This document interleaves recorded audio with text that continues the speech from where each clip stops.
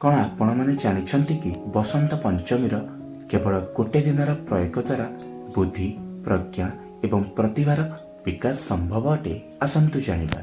माघ शुक्ल पंचमी अर्थात बसंत पंचमी दिन माँ सरस्वती प्राकट्य होइथिला। सरस्वती ज्ञानर देवी। ज्ञान बिना तो मनुष्य अपूर्ण अटे। जीवन रे आनंद ज्ञान द्वारा ही मिलिथाए। एही दिन माँ सरस्वती और गुरुदेवଙ୍କ ध्यान करिबा द्वारा विद्या अध्ययन रे लाभ मिले तथा बुद्धि तीक्ष्ण तुषाग्र एवं सात्विक हुए। बसंत पंचमी दिन सूर्योदय पूर्व स्नान करी शुद्ध धला वस्त्र पिंधि माँ सरस्वती को धला पुष्प और चंदन द्वारा पूजा करी देशी गाय क्षीर रे प्रस्तुत खीरी माँ को भोग लगाइबे। नुआ पेन भगवत गीता निज मालार पूजन करिवे। मांकर आरती करिवे। माँ सरस्वती किंबा गुरुदेवଙ୍କ श्रीचित्र को देखि त्रिकाल संध्यारे स्फटिक मालारे सारस्वत मंत्रर जप करिवे। तापरे सूर्य को अर्घ्य देवे। एही दिन बिला लुण लंकारे भोजन करिवे अथवा संभव हेले एही दिन उपवास रखिवे। यह करिबा द्वारा प्रतिभार सुविकसित होइथाए। मन आत्मविश्वास रे